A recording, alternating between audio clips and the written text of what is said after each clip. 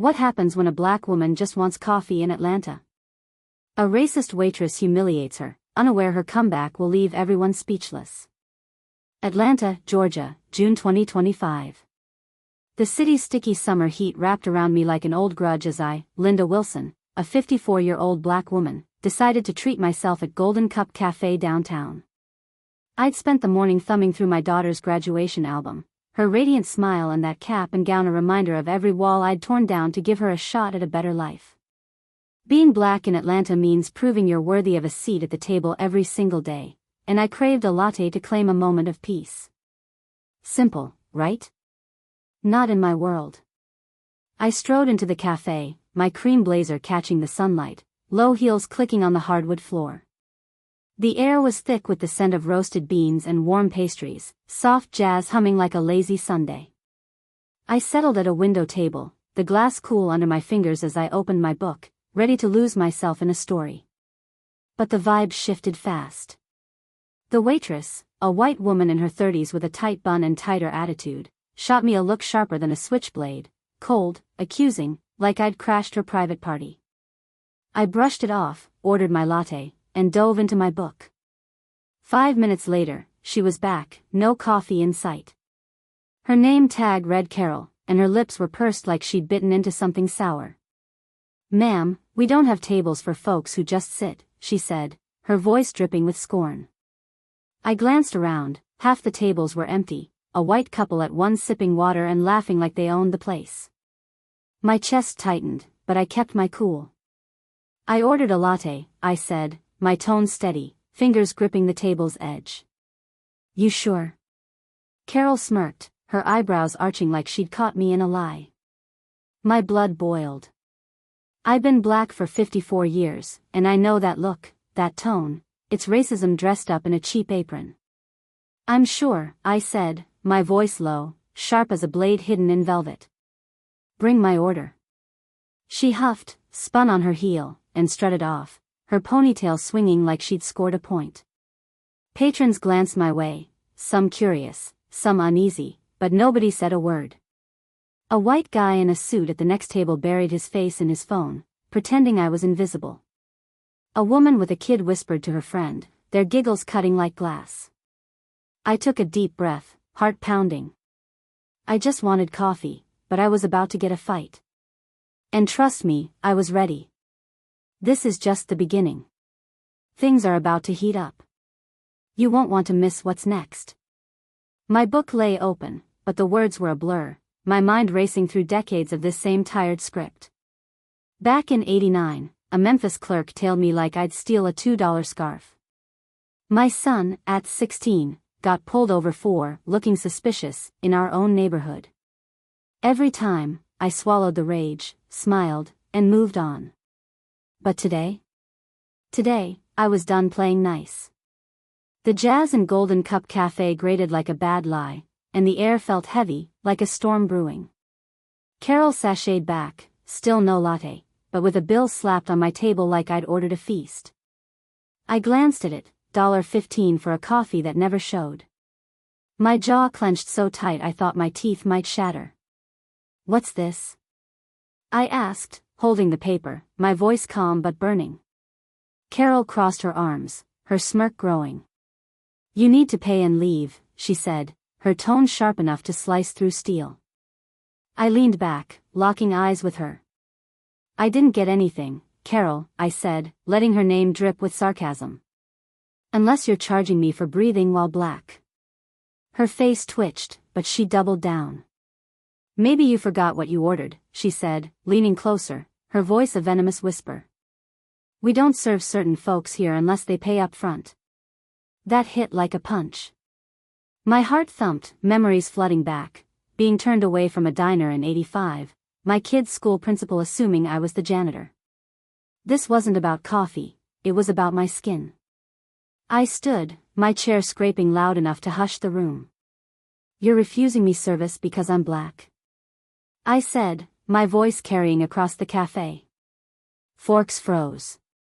A woman in a floral dress gasped, clutching her pearls like I'd just preached fire. The manager, Robert, a white guy in a cheap suit, hurried over, nervously twirling his tie, his face a mix of irritation and fake concern. "Ma'am, what's the problem?" he asked, eyeing me like I was the troublemaker. I didn't flinch. "Your waitress refused me service, accused me of not paying, and threw in a side of racism," I said, my words sharp as a blade. "Fix it." Robert glanced at Carol, who shrugged like she was innocent. "She's exaggerating," she said, her voice syrupy with fake sincerity. "I treat everyone the same." I laughed, bitter and hollow. "Same? Miss, your same only applies to folks who don't look like me," I said, pointing to the white couple still sipping their free water. Robert's face reddened, but he waved dismissively. "Let's not make a scene, ma'am. Just pay and go." "A scene?" Oh, I was about to give them a whole damn opera. My hands shook, not from fear but from a fire that had been smoldering for years. This was bigger than me, it was for every black soul who'd been disrespected in places like this. "The fight's just starting. You won't believe how it escalates. Keep watching." The cafe was a pressure cooker, the silence so thick you could cut it with a knife. The jazz in the background sounded like a cruel joke against the tension choking the room. I stood tall, my cream blazer still crisp, my eyes boring into Robert, who kept twirling that pathetic tie like it was his only defense. Carol's smirk was fading, but she held her ground, arms crossed, daring me to keep going. The patrons watched, some wide-eyed, others pretending to mind their business, but I felt their stares like a spotlight. Being black in Atlanta, you learn to carry that weight, but today, I was done bowing under it. "Robert," I said, my voice low and razor-sharp, slicing through the quiet. "You're gonna fix this, or I'll make sure every soul in Atlanta knows what kind of place you're running." His eyes widened, his fingers freezing mid-twirl. "Ma'am, there's no need for that," he stammered, his voice cracking like thin ice. "Let's calm down and sort this out." "Calm down?" I laughed, sharp and bitter, the sound echoing off the walls. "I was calm when I ordered my coffee. I was calm when your waitress decided I don't belong. But you don't get to tell me to calm down when I'm fighting for my respect." My words landed like punches, and I saw an older black woman at a corner table nod, her eyes meeting mine with a spark of solidarity. It was small, but it lit a fire in me. I wasn't alone. Carol stepped forward, her face flushed. "You're making this a race thing when it's not," she snapped, loud enough to draw gasps. "I treat everyone the same." "Oh, please." I raised an eyebrow, my lips curling into a smile that was all teeth. "Miss, you wouldn't know fair if it handed you a tip," I said, my sarcasm cutting like a switchblade. The older woman stifled a chuckle, and a young black man at another table nodded, his eyes saying, "Keep going." I pulled out my phone, fingers steady despite the storm in my chest. "Since you're not doing your job," I told Robert, "I'll call someone who will." His face went ghost white, and he tried to interrupt. "Ma'am, please, we can handle this," he said, desperation creeping in. But I was already dialing, my heart pounding with rage and resolve. This wasn't just about me, it was for my daughter, my son, every black person who'd been told they weren't enough. Carol muttered something under her breath, just loud enough for me to catch, always stirring up trouble. I spun toward her, leaning in, my voice low and lethal. "Trouble? Miss, you're about to see what trouble really looks like." The room held its breath, phones still recording, the air electric with anticipation. I was ready to turn this into a battle they'd never forget. "The stakes are rising. You won't want to miss what's coming. Stay locked in." My phone was pressed to my ear, the voice on the other end a steady anchor in the chaos swirling around me. The cafe felt like a furnace, the once inviting scent of coffee now sour in my nose. Robert stood frozen, his tie a crumpled mess, his eyes darting to the door like he could wish this away. Carol's confidence was cracking, her twitchy glances betraying her bravado. Patrons leaned forward, their whispers buzzing like static, some judging, others intrigued. I felt the older black woman's gaze, her nod from the corner giving me strength, like a silent prayer from someone who'd walked this road before. I hung up, my eyes locked on Carol. You made a big mistake, miss, I said, my voice calm but sharp as a blade. You should have brought my coffee. She scoffed, trying to claw back control. What, calling your lawyer now, she sneered, her tone shaky. The crowd murmured, a few nodding her way, but the young black man at the nearby table shook his head, his eyes locked on me, urging me on. I smiled, slow and deliberate. I don't need a lawyer to handle you, I said, my words slicing through the tension. Robert stepped in, his voice high and frantic. Ma'am, let's take this to the office, he said, gesturing toward a door behind the counter. Office? Oh, no, we weren't playing hide-and-seek with this mess. We're handling it right here, I said, my tone unyielding. Unless you're scared of your customers knowing how you treat folks like me. His face flushed, sweat beading on his forehead. He glanced at Carol, who shrugged, but her eyes were nervous now, like she'd stepped into a trap. A white woman at a nearby table piped up, her voice shrill. Why don't you just leave? You're ruining everyone's lunch. My head snapped toward her, and I felt that old, familiar sting, being told to disappear, to shrink. But I wasn't shrinking today. Ruining your lunch? I said, my voice dripping with sarcasm. Try living my life, lady. Then we'll talk about ruined. The older black woman clapped softly, her eyes blazing with pride, and the young man gave a subtle fist pump. Their support was like armor, shielding me from the crowd's judgment. I turned back to Robert. You got one chance to make this right, I said, my voice low, every word a warning. Or I promise, this cafe won't forget today. The room was a powder keg, and I was holding the match. I wasn't just fighting for coffee, I was fighting for every moment I'd been made to feel less than human. The heat's on, and it's about to explode. Don't miss what happens next.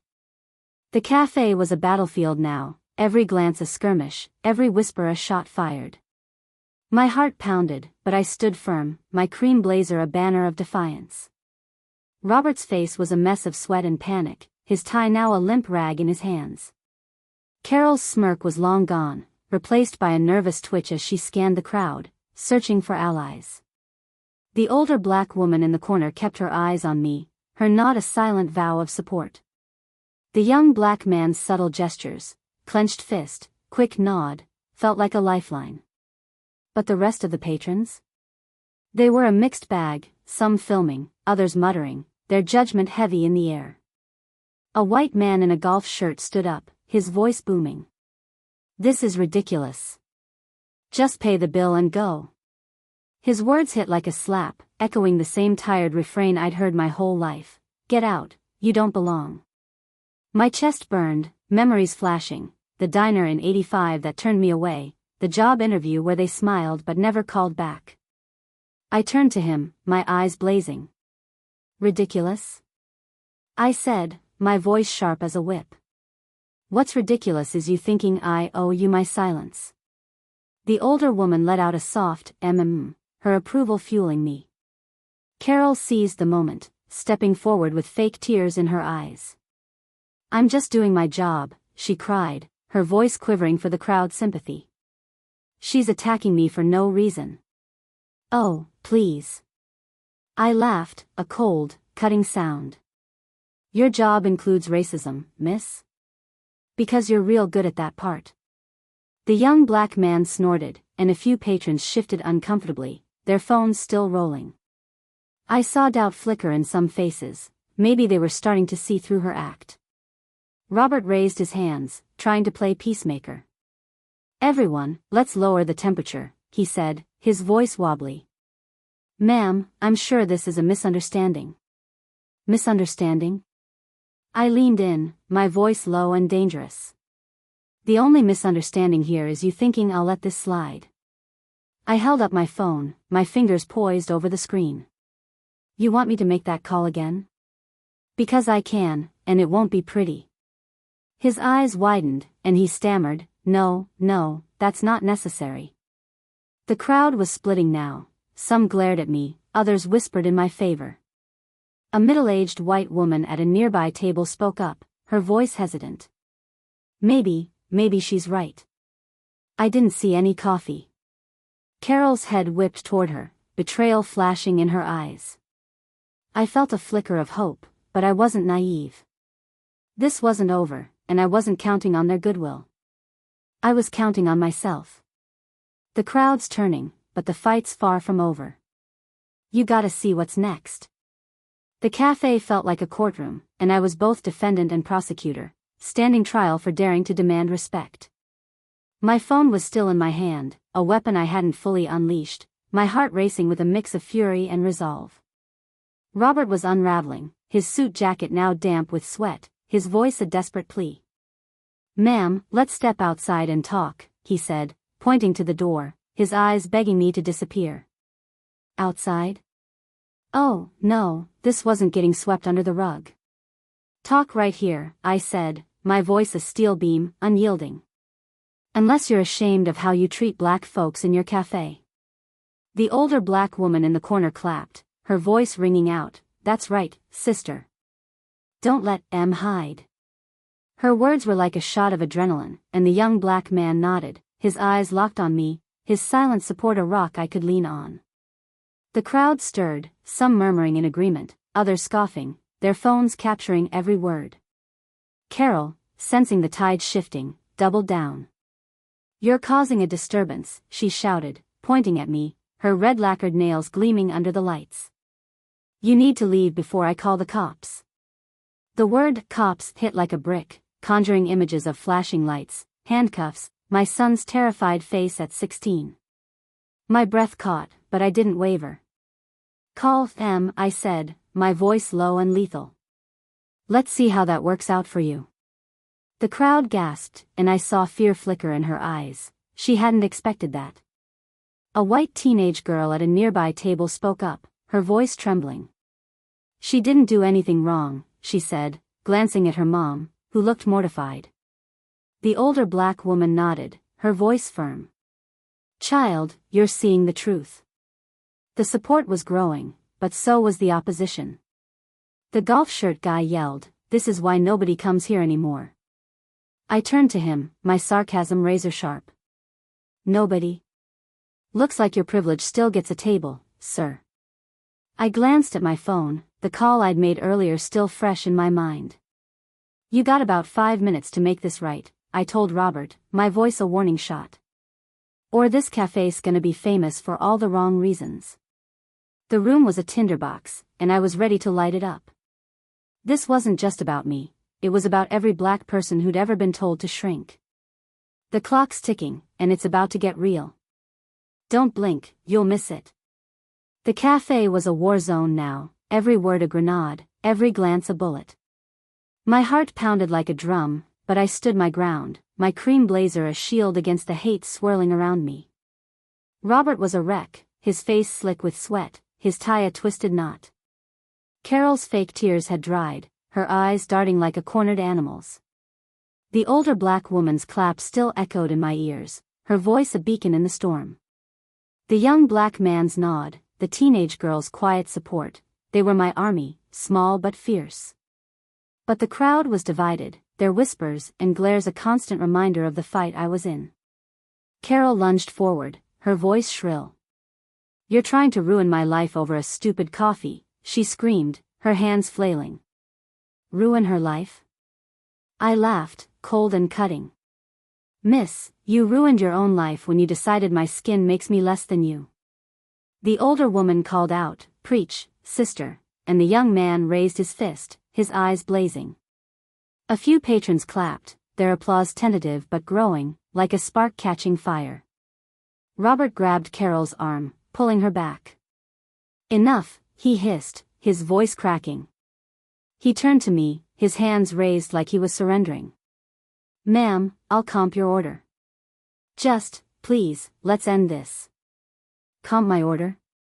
I leaned in, my voice a blade. "You think a free coffee fixes this? You let her treat me like trash, and now you want to bribe me?"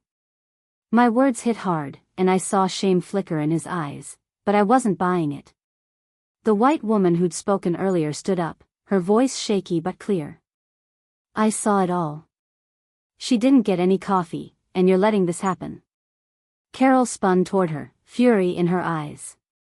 Stay out of it, she snapped, but the woman didn't back down. The teenage girl tugged her mom's sleeve, whispering, "Mom, it's not right." The crowd was fracturing, some still glaring at me, others starting to question. I felt the shift, but I wasn't done. I held up my phone, my fingers steady. "You're out of time, Robert," I said, my voice low and final. "You should have listened when I gave you a chance." The cafe was a heartbeat away from exploding, every eye on me, every breath held. I wasn't just fighting for myself, I was fighting for my ancestors, my kids, every black soul who'd faced this hate. The breaking point's here. You won't believe what's about to drop. Stay with me. The cafe was a volcano, ready to erupt, the air so thick with tension I could taste it. My phone was still in my hand, a loaded gun I hadn't fired, my heart racing with a mix of rage and triumph. Robert looked like he'd seen a ghost, his sweat-soaked suit clinging to him, his eyes pleading for mercy. Carol's bravado was gone, her hands trembling as she clutched the counter.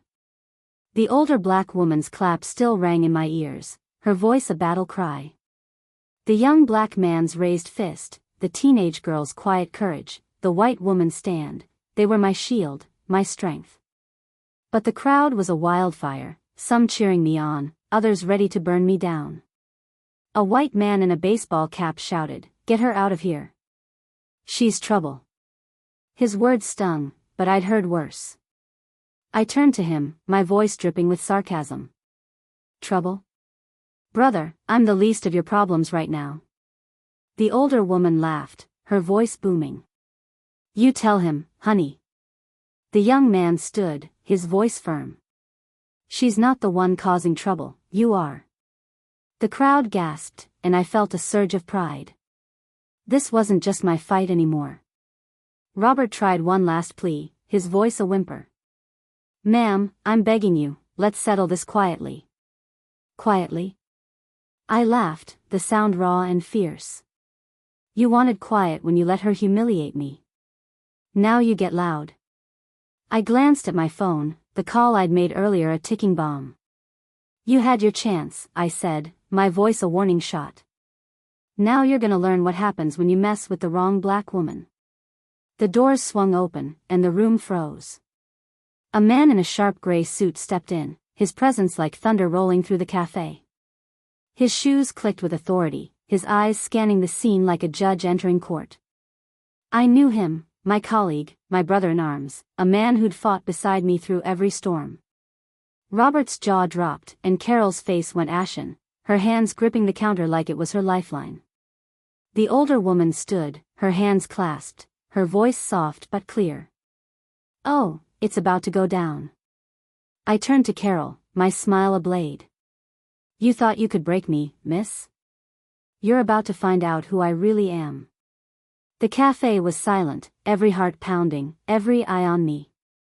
This was the moment everything would change. The storm's here, and it's massive. You gotta see what's next. The cafe was a heartbeat, every pulse a countdown to something seismic. My colleague stood beside me, his gray suit a symbol of power, his presence shifting the air like a tidal wave. I, Linda Wilson, stood taller, my cream blazer a banner of defiance, my heart thundering with a mix of rage and resolve. Robert was a ghost, his face drained of color, his tie a forgotten rag on the floor. Carol's eyes were wide, her hands shaking as she backed against the counter, her bravado shattered. The older black woman's voice echoed in my mind, "Oh, it's about to go down," her claps a rhythm to my fight. The young black man's fist was still raised, the teenage girl's eyes wide with awe, the white woman's quiet support a crack in the wall of hate. "Linda, what's this mess?" my colleague asked, his voice deep and commanding, his eyes locking on Robert. I turned to him, my smile sharp as a razor. "Just another day being black in Atlanta," I said, my sarcasm slicing through the silence. "These folks decided I'm not worthy of a cup of coffee." The older woman called out, "Tell it, sister," her voice a fire that warmed my soul. The young man stepped closer, his voice firm. "They messed with the wrong one," he said, and the crowd murmured, some nodding, others stunned. I faced Carol, my voice low and lethal. You thought you could humiliate me and walk away? I said, every word a hammer. You should have checked who you were dealing with. Her face crumpled, her eyes darting to Robert, who was stammering, Sir, I didn't know. I laughed, cold and fierce. That's your problem, Robert. You never know who's sitting at your tables. The white man in the baseball cap tried one last shot. This is a disgrace, he shouted, pointing at me. I spun toward him, my voice a whip. Disgrace? Look in the mirror, sir. The older woman stood, her hands clapping louder now. That's my girl, she said, and the teenage girl clapped too, her mom looking shaken but silent. The crowd was a mosaic now, some cheering, others retreating, their phones still rolling, capturing the moment that would define this cafe. I turned to my colleague, my voice steady. They're about to learn what happens when you cross the wrong black woman in Atlanta. The room was a volcano, ready to erupt, and I was the spark. This wasn't just my fight, it was for every black soul who'd ever been told they didn't belong. The climax is here, and it's explosive. Don't miss the final blow.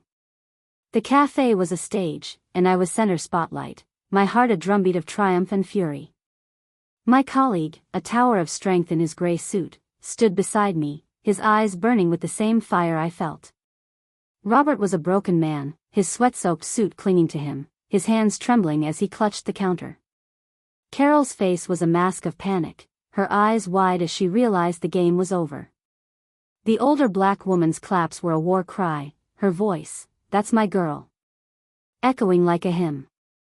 The young black man's raised fist, the teenage girl's applause, the white woman's quiet nod, they were my army, my witnesses.